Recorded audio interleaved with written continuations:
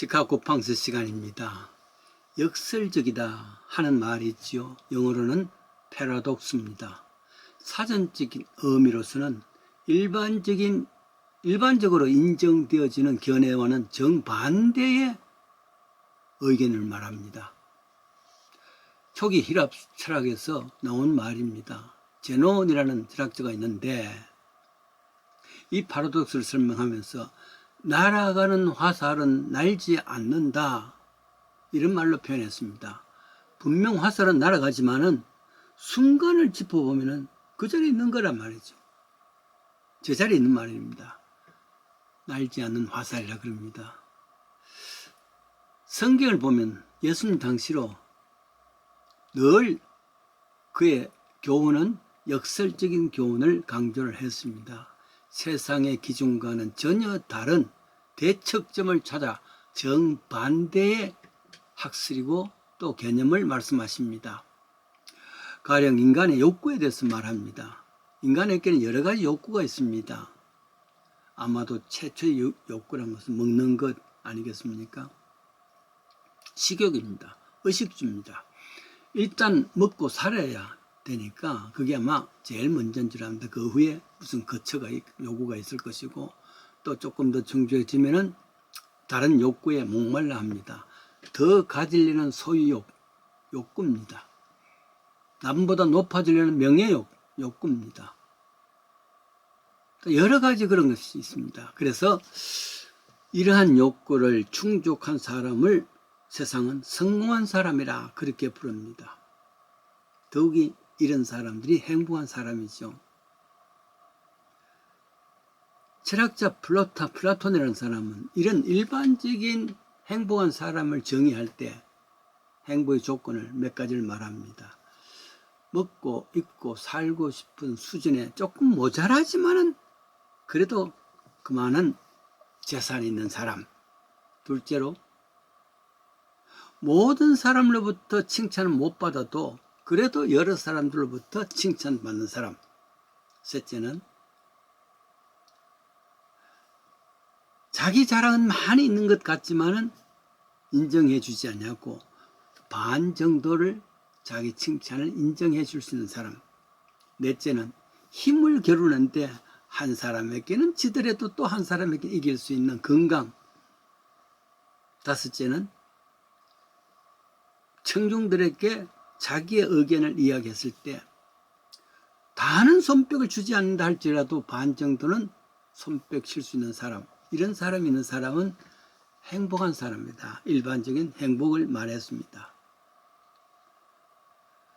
아마 이 기준에서 반역설적인 말이 나올 수도 있습니다. 그런데 여기에 파격적인 역설을 하는 분이 예수님 아닙니까? 당시 갖고 있던 일반 사람들과는 기준이, 가치는 전혀 상반된 기준입니다. 일찍이 예수님께서 산상설교에서 교훈하신 말씀이 있습니다. 마태복음 5장이죠. 8가지 복이 있습니다. 플라톤이 말했던 그 기준과는 전혀 다릅니다. 일반 사람들이 기준하는 그 사람 가치와는 또 전혀 다릅니다. 심령이 가난한 자 복이 있다. 애통하는 자도 복이 있다. 온유한 자도 복이 있다. 목마른 자가 복이 있다. 긍휼히 여기는 자가 복이 있다. 마음이 청결한 복이 있다. 핍박받는 사람 복이 있다. 세상에 이런 기준이 어디 있습니까? 사실 이 기준을 볼 때는 불행한 자의 기준입니다. 지금도 그렇지 않습니까? 가난한 자보다는 부가 있는 사람, 애통하는 사람보다는 기쁨이 있는 사람, 온유한 사람보다는 힘 있는 사람, 줄이고 목마른 사람보다는 배부른 사람, 욕먹는 사람이 아니라 욕하는 사람, 힘을 가진 사람이죠. 이런 사람이 복이 아니겠습니까? 그런데 예수님께서는 전혀 반대 대척적인 지점에서 있는 사람들을 복 있는 자로 기준했단 말이죠. 더더욱 나아가서 마가복음 10장에 그런 말씀이 역설을 합니다. 44절을 보십시오. 크고자 하는 자는 섬기는 자가 되어야 된다. 어뜸이 되고자 하는 자는 종이 되어야 한다. 살려는 자는 죽는 자가 되어야 된다. 세상에 이런 역설이 어디 있습니까? 더구나 살려고 하는 자는 죽어야 되고 대속물로 죽어야 되는 것이다. 세상의 기준과는 전혀 맞지 않는 기준이지 않습니까? 이 가치대로 산다면 실은 세상에서 실패자가 되는 길입니다. 그런데 예수님은 이를 강조했고 또 그렇게 살아오셨습니다. 마가복음 10장 48절 말씀이죠. 누구든지 크고자 하는 자는 섬기는 자가 되어야 한다. 일반적으로 성공한 사람은 사람들로부터 섬김을 받는 사람입니다. 그런데 역설적이게도 남을 섬기는 자가 이기는 자라 그랬습니다. 실제로 본인 스스로가 제자들의 발을 씻기면서 너도 가서 이렇게 하라. 이게 역설이란 말이에요.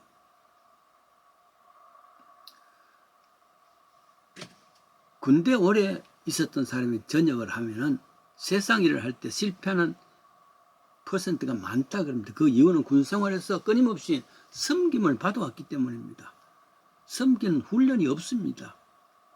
계급 의식으로 늘 다른 사람들도 이렇게 해라 저기 해. 이 명령밖에 없단 말이죠. 고린도후서 6장 19절에 믿는 자는 속이는 자 같으나 참되고 무명한 자 같으나 유명한 자여 죽은 자 같으나 보라 우리가 살고 근심하는 자 같으나 항상 기뻐하고 가난한 자 같으나 많은 사람을 부하게 하며 아무것도 없는 자 같으나 모든 것을 가진 자 믿는 자의 정입니다.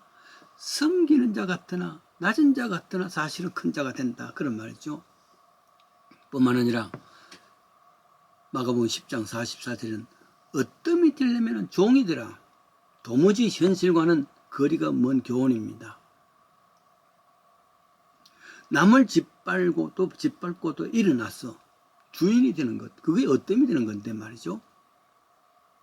이때 어뜸이 되려면 종이 되라 하는 말의 뜻은 로마 시대 때에 전함이 있지 않습니까? 전투배 제일 밑바닥에서 둥둥둥 북소리에 따라서 열심히 노젓는 사람들, 이런 사람이 종으로 표현할 때 종이라 그럽니다.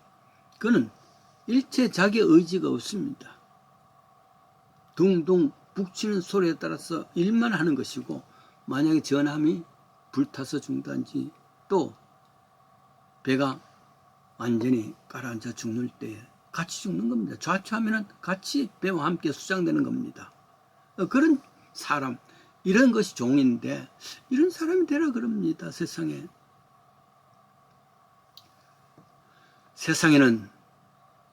사장이 되면 성공하는 사람이 되고 그 밑에서 일하는 사람은 실패자입니다. 이조 시대 때는 당정에서 이긴 그룹은 주위의 모든 사람들을 다 종이 되게 합니다.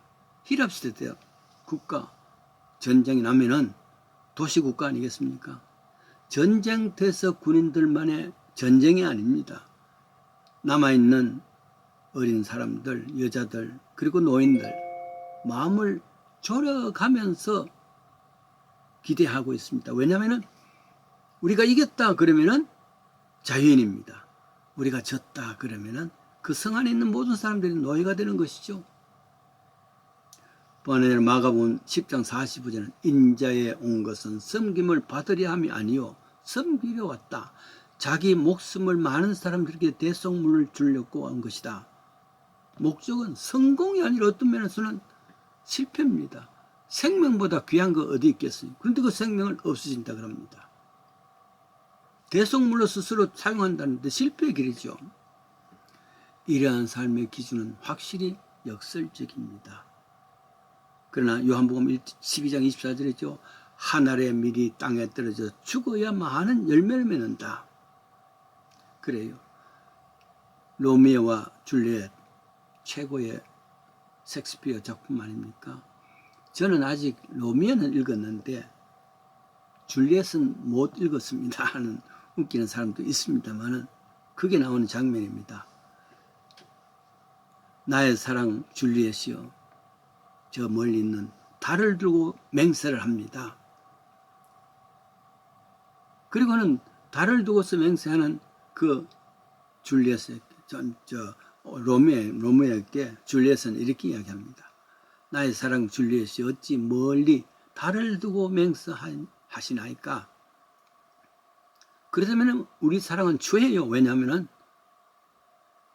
다른 때마다 크고 적고 변하는 겁니다. 그러니 다르게 의지해서 맹세하지 마십시오. 만약에 맹세하려거든 당신의 생명을 걸고 맹세하시면 됩니다. 당신만이 오직 나의 사랑 아닙니까? 그러니까 생명을 거는 것은 한 개인이란 말이죠. 그래요. 역설적으로 예수님의 교훈을 기억하면서 예수의 길, 믿음의 길, 성공의 길 분연히 걸어가십시다. 역설적으로 이 땅에서 가장 낮아지고 종이 되고 또 남을 섬기는 삶이 있다 할지라도 결국 그것은 승리의 길이라는 것은 예수님께서 우리에게 가르치신 가장 기본적인 복음의